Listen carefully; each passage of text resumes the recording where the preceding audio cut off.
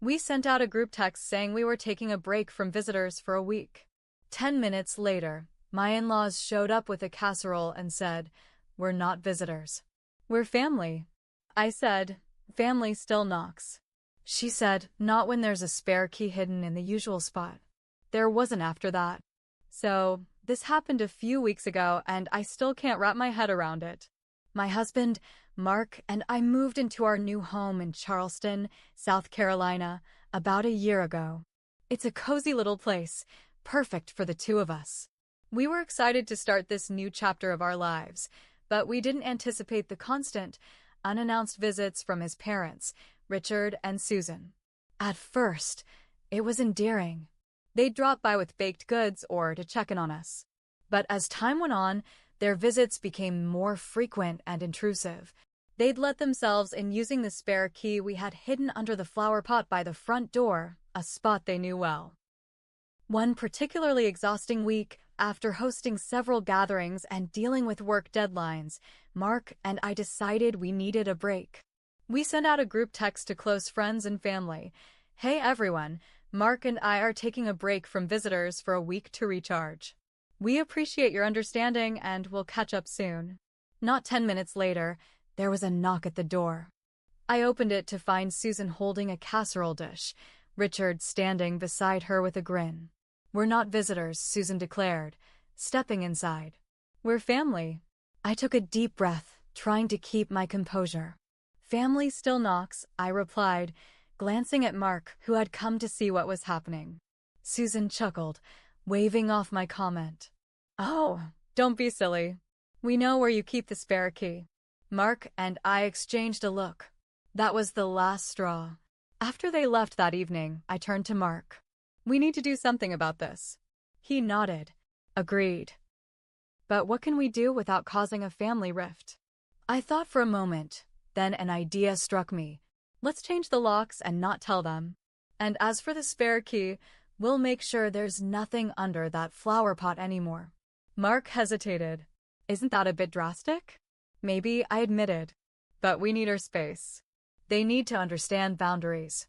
The next day, we had the locks changed and removed the spare key from its usual spot. For added measure, we decided to have a little fun. We placed a note under the flower pot that read, "Dear Susan and Richard, we love you, but please respect our privacy. No more unannounced visits. Love, Mark," and your name. A week passed without incident. Then, on Saturday morning, there was a knock at the door. I opened it to find Susan and Richard standing there, looking sheepish. "We tried to use the key," Richard admitted, "but it didn't work." Susan held out the note. "And we found this." I nodded. "We had the locks changed. We need our privacy, and we hope you understand." Susan sighed. "We didn't realize we were overstepping." "We're sorry." Mark stepped forward. "We love spending time with you, but we need to set some boundaries. Let's plan visits in advance from now on." They agreed, and from that day forward, our relationship improved. By setting clear boundaries, we found a balance that respected both our need for privacy and our love for family. It's been a few weeks since we set those boundaries, and things have been going smoothly. Susan and Richard now call before visiting, and we've even had a few planned dinners together that were genuinely enjoyable. Setting boundaries was challenging, but it was necessary for our well-being. Sometimes, even family needs a gentle reminder to respect personal space. So, I thought we were done with the drama. I really did. Things were calm for maybe 2 weeks. Susan and Richard seemed to get the message. They even texted before stopping by. It felt like maybe, just maybe, we had turned a corner. But that was before the birthday incident. My birthday was coming up. I had no intention of doing anything big, just a quiet dinner with Mark at a local seafood place near Shem Creek. I hadn't told anyone else about our plans. I didn't want surprises. I didn't want a crowd. Just peace and crab cakes. The day before, Susan texts me, "Susan, hope you're not planning anything big tomorrow. Winky face. We have a little surprise for you." My stomach dropped. I didn't even respond. I showed the text to Mark, who immediately called her. Susan, we're doing something quiet. Just the two of us. Please don't come by, he said, calmly but firmly. I could hear her on speaker. Oh, don't be silly, Mark. Birthdays are meant to be celebrated. And we haven't seen you in a while. He repeated, more clearly this time, do not come to the house. We'll be out. She gave a tight fine and hung up. So, we figured she got it. Turns out, she didn't. The next evening, we came back home around 9 p.m. We were tired, full, and honestly just happy to have had one drama-free night. But as soon as we pulled into the driveway, we saw it balloons. A big happy birthday sign taped across our front porch. Lights on inside. Mark froze. Is that my mom's car? I got out of the car slowly, heart pounding. The smell hit me before I even stepped inside. Casserole, lasagna, garlic bread, and the unmistakable scent of drama. We walked in and saw it all. A surprise party, streamers, music, a cake with the wrong name on it. She called me Mel, a nickname I hate and have said I hate multiple times. There were people I barely knew. Extended cousins, a couple of Susan's church friends, a neighbor I spoke to maybe once when we moved in. All sitting in our house, drinking wine from our glasses. I stood there, stunned. Oh my God! Surprise! Susan shouted from the kitchen, holding a sparkly party hat. We just couldn't let your birthday go uncelebrated. I didn't say a word. I turned to Mark, who looked just as horrified as I felt. We told you not to come, he said, his voice flat. Oh, come on, lighten up. Richard chimed in from the living room. It's just a bit of fun. I didn't respond. I walked into the bedroom, shut the door, and locked it. I could hear Mark trying to keep things civil, but my blood was boiling. She used the same damn key spot. Again. After we already changed the locks. I opened the drawer where we kept some papers and found it, an extra house key missing. She had taken one from the kitchen drawer during her last polite visit and made a copy. I was shaking. This was not just overstepping.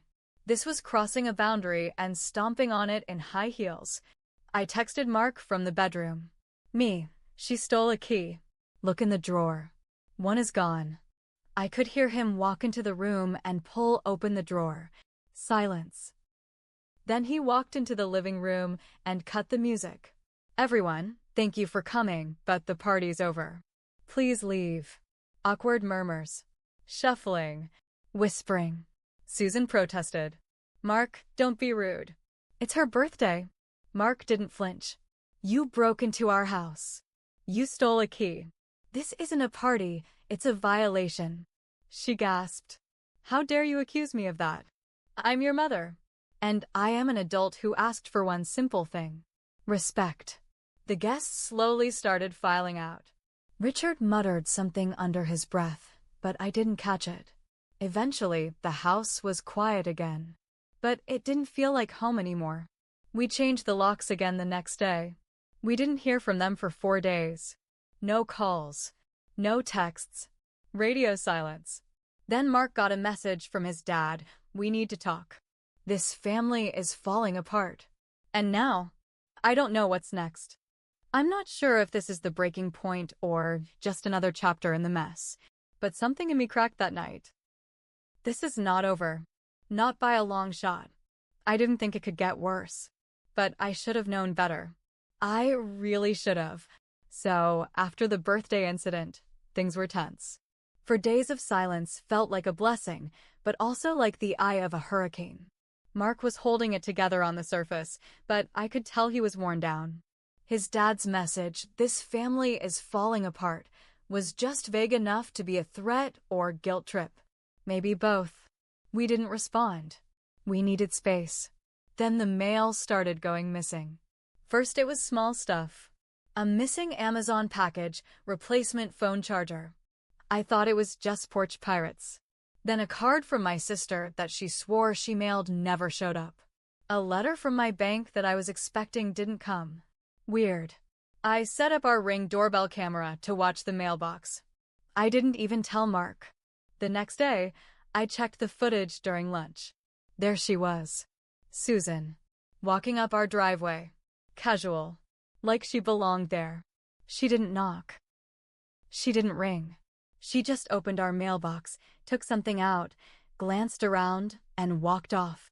I paused the video. My hands were sweating. She had a key to our mailbox.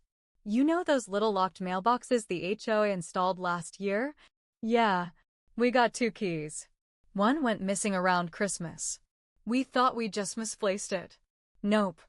I showed the footage to Mark that night. He didn't say anything for a full minute. Then he just stood up and said, "We're calling a lawyer." We made a police report too. Not because we were trying to get her arrested, but because we wanted it documented. Paper trail. Just in case. Then came the next twist. She called my job. Let me say that again. She called my job. I work in healthcare, office staff, at a local clinic.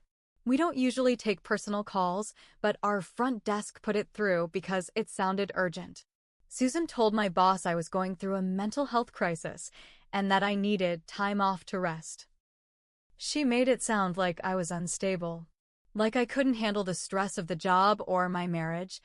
I only found out because my manager pulled me aside with this worried look and asked if I needed support. I felt like I was going to faint. I got home and told Mark everything. That night, we sat down and wrote out every single boundary. We made a list. Like actually printed it and laminated it. No entering our house without being invited. No using or copying keys without permission. No contacting our workplaces. No opening or tampering with our mail. No unannounced visits, period.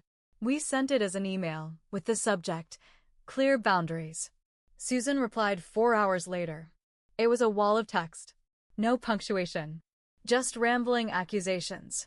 She said I was turning her son against her. That I was manipulative. That she was just trying to be a good mother. She even said the mailbox thing was just checking for overdue bills and that she meant well. Mark blocked her number after that. And then came the final twist, at least the latest one. 3 days later, we woke up to flyers on our cars. Flyers. With a photo of us taken through our living room window. A shot from outside, through the blinds. It was me and Mark sitting on the couch. He was holding my hand. We were watching TV. The flyer had no words, just the photo. There were copies on our windshield. On the neighbor's fence. Stuffed into our mailbox. We called the police again. We submitted the photo and asked them to check nearby street cameras. But they couldn't do much. No direct threat. No proof it was her. But we know. Who else would do that? We installed curtains. Blackout ones. Covered the backyard fence with privacy screens. I don't even go to the grocery store without checking behind me now. I don't feel safe in my own home. I'm scared. And I'm angry. This isn't just about boundaries anymore. This is war. I don't know where to begin. But this is the end of it. The very, very end. Things got worse before they got better. Way worse. After the flyers, after the photo through the blinds, after all the quiet fear. I lost it. Something inside me just cracked. I started making mistakes too. I became obsessed with catching her. I set up cameras inside the house. I started recording everything. I kept a notebook. I tracked when lights turned on outside, when I heard footsteps, every weird noise. I wasn't sleeping. I was jumpy. I was short with Mark. He'd ask me how my day was and I'd snap. I accused him of not doing enough, not taking it seriously, even though he had my back from the start. He didn't deserve that. That's on me. One night, I was alone. Mark was working late. I was on the couch with all the lights off, peeking through the window like some detective in a crime show. And then I saw a shadow in the backyard. I froze. Camera wasn't pointing there. I grabbed my phone, flipped to the security app, nothing on there. I called Mark, whispering. He told me to stay calm and call the police. But I didn't. I grabbed a flashlight and went outside barefoot. I wanted proof. I wanted her. What I got instead was a neighbor's teenage son cutting through yards to get home faster. He screamed when I shined the light on him. His mom came running out. Police were called anyway. I had to explain the whole thing.